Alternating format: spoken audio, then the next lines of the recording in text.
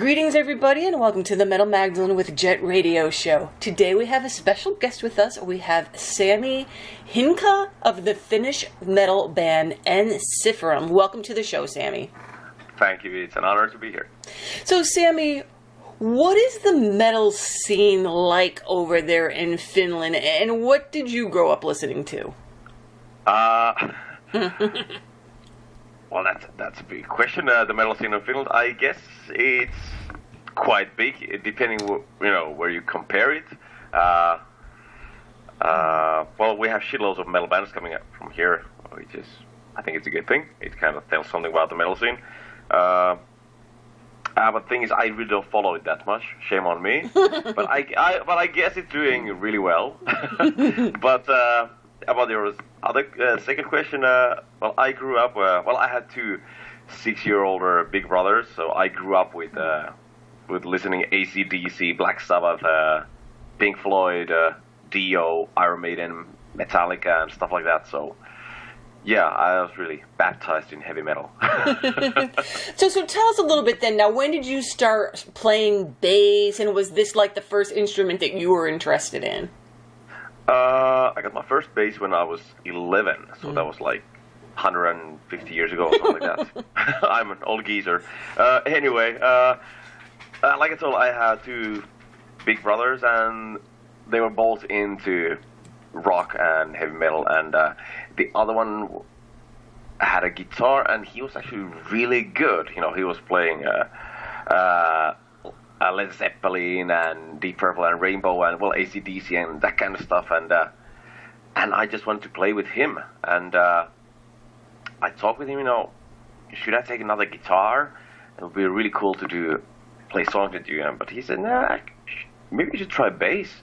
And I was like, bass? Well, what does bass do in a band? And then he showed me some Iron Maiden. He really made me listen to it and what Steve Harris does, and we were checking out the Live After Death video, and I was like, fuck, that's awesome. And that's where it started, and yeah, my first song that I learned to play was Iron Man from Black Sabbath, and Comfortably Numb from Pink Floyd, and Stairway to Heaven. So that's the big three for me. And okay, so you joined the band back in 2004. So what were you doing prior to playing in Ensiferum, and what eventually led you to join them? Well, I don't know how much we have time, because it's actually... Talk fast, Sami. I'll try to be quick. Anyway, I've always... since I got my first bass, and I found some friends who were into playing music and playing cover songs and stuff like that. So I've always loved to play with people, and I always loved to play different kind of music. When I was a teenager, I easily had like 6-7 band rehearsals every week, and with different bands. There might be funk, pop, and rock, and some cover bands, and also death metal. So it was really cool, like every day, to jam with different people, and eventually make our own songs. But how I got into Ensiferum, actually at one point I kind of get fed up with all the projects, because no one had any ambition in a way. So I called one of my friends who I met when we were 15, and I knew he was working at that time in Spine Farm, our old label. And I called him and say, yo, his name was Pete also. I said, Pete, do you have any bands there in Spine Farm who needs a bass player? And he said, actually, we are in the studio with his band called Rapture.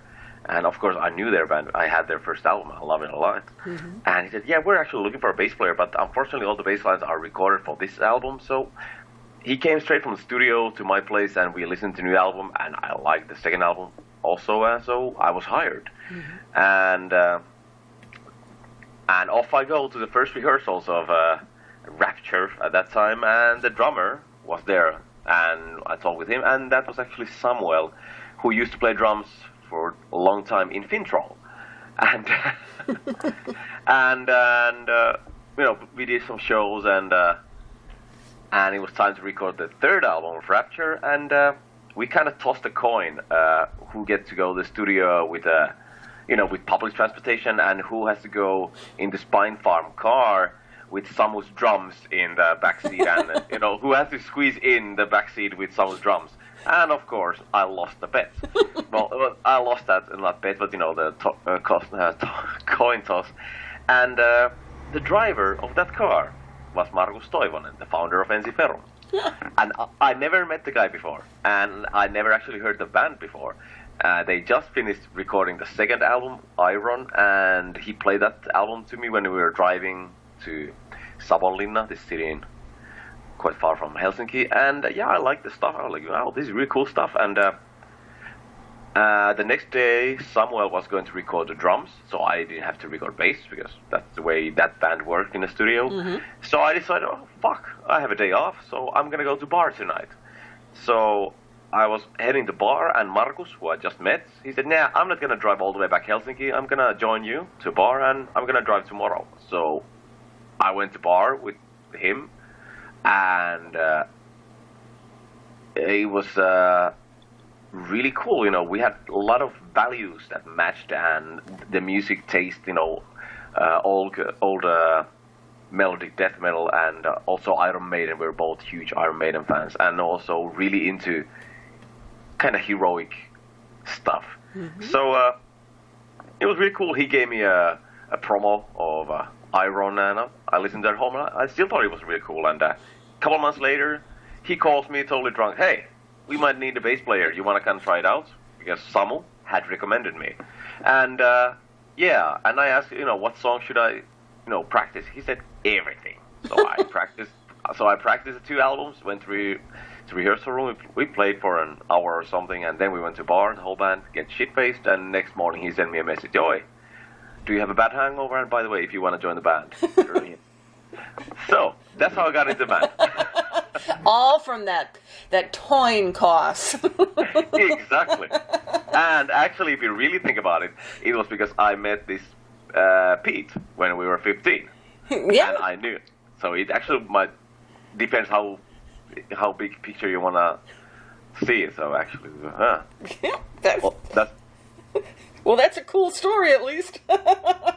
Yeah, and it's true. Every word. It's better than I just saw something up on the Facebook and went for it.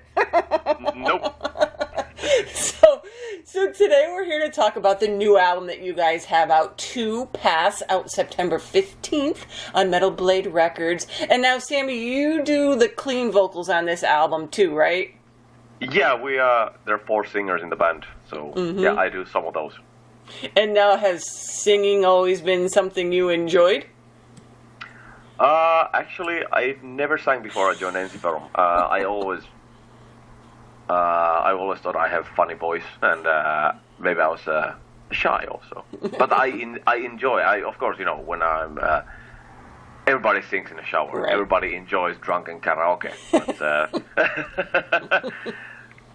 and I really don't consider myself as a singer, but but it fits. It fits perfect with the music that you're doing. It's like drunken in the shower music, Sami. Exactly. Thank you. Yeah. and now you're also the band's main lyricist, right? Yeah, for some weird reason. Yeah, I told everyone since I joined the band, because the first album we did when I joined the band was Victory Songs.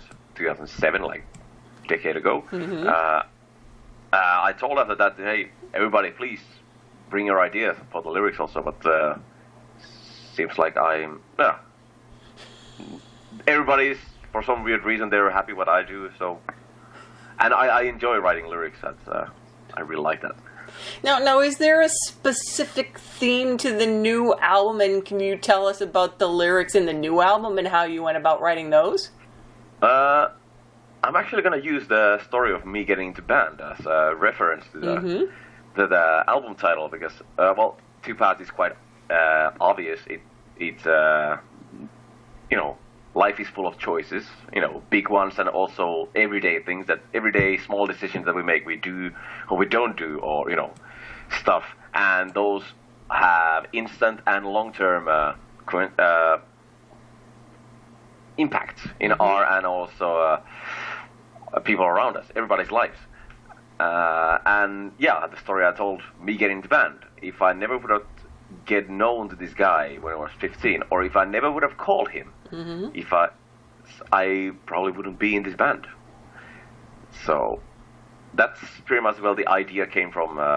That everything has a price, you know. Of course, you gain something with every decision. It's not it's not like judgmental thing. Like it's a good and bad choice. It's just that every moment we make decisions, we choose to do or not to do, and in the long run, we'll see the results. And maybe that's also part of getting older. You actually can see. In retrospective your life, and you can see, oh shit, that moment, even though back in the time it didn't feel like so meaningful moment, but if I would have chosen differently, my or someone else's life could be totally different. So that's pretty much where the idea for the two parts and came from. And well, it's so vast theme. I have to emphasize, it's not a theme album, but you know, this is so big topic, you can pretty much put everything under this. And you know, you can take all the mythology in the world and see and read about the heroes and anti-heroes, and then doing decisions, you know, going for war or so on. And if they would have chosen differently, the story would be different. and this is really, you know, you can really think it as on a personal level, or you can scale it up all the way to humanity. If you really think about history, and there are moments that some people made decisions and it really affected the whole course of us as a race. So, but yeah, this is getting way too deep now. So let's talk about drinking beer and singing in the shower. back to getting drunk and singing in the shower. So Sami, how did you guys approach this album musically? I mean, did you do anything differently as far as recording or any of that kind of thing? Well, composing wise, it was we have really working method. We just go to rehearsal room and everybody can bring ideas, and then we compose and arrange everything together as a band. And that's also why it takes so long for us to finish the songs, because we twist and turn all the songs, all the ideas back and forth, and but it's really cool, and then everybody's involved and everybody's happy with the result that way. But I think the biggest difference for us, and also if you compare it to like majority of metal albums nowadays, we use a lot of analog equipment, like old school tape machine on we recorded all drums, all basses, all rhythm guitars and harsh vocals on tape. Then we actually ran out of tracks, otherwise we would have recorded other stuff also. So let's see, maybe the next album, because the recorder producer guy Anssi Kippo said he's gonna buy another machine, so then he will have 48 tracks, so maybe the next album will be completely recorded on tape. Anyway, that might be the biggest difference sound wise, because of course that analog equipment gives more warm and dynamic sound for the album. But still I would say the biggest difference of two paths compared to everything we've ever done before is the mentality in the studio. It came actually from Anssi, that we focus much more, that every take has like energy, it has a soul, instead of stressing if everybody's playing like technically perfectly. And you know, there were a couple times when guys were recording guitars, and I said, yeah, you know, technically speaking, that was perfect, but there was no energy. You know, it was still lacking. You know, you were just trying to play the notes. Just now, turn your brains off. Don't think about anything. Close your eyes and imagine yourself on a stage in front of the biggest audience you ever played to, and fucking just rock. And same was with when we did vocals. He always used a reference, Kurt Cobain as a reference. He said, you know, don't think about that you're singing notes, or, you know, we're not going to edit anything. We're not, you know, just sing. And if somebody would have auto-tuned or edited Kurt Cobain's vocal lines, it would have sounded total shit. Nirvana would have lacked all the essence. So that was the biggest difference on this album. We wanted it to sound like a live album, so the band is actually playing live, and we didn't try to achieve like technically perfect result. Of course, we played as tight as possible, and Anssi is a really strict recorder guy, but we were focusing on like a little bit different aspect of music, and I'm really proud of the result. It did. It came out great, and so tell us a little bit now about the cover artist and what the album cover depicts. Yeah, the cover was made by Gyula Hamanchuk, who also made the cover for One Man Army, the previous album. It was so easy to work with him last time, and luckily he was free at the time when we needed the album cover, so I sent him some of the lyrics, and we sent some ideas we have for the cover, and obviously the album title, and he loved it. And that's so cool about working with him, because he gets excited. He sends his own ideas, and he sends raw sketches, just draw with hands or something, and you can comment, and he sends feedback back. So it's really interactive collaboration with him, and that's what I really like. And I also like that everything matches the cover art. And the promo pictures, well, of course, lyrics and the music and everything, so that it's just one big package.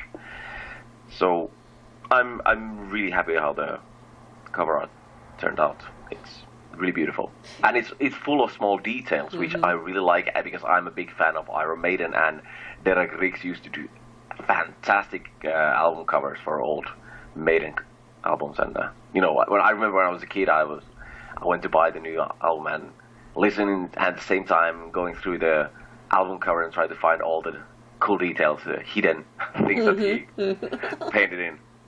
So this is something similar now. And what formats is this going to be released on? CD, vinyl, and digital, I think. And there's a digipack that includes. We did something crazy. We did acoustic shows.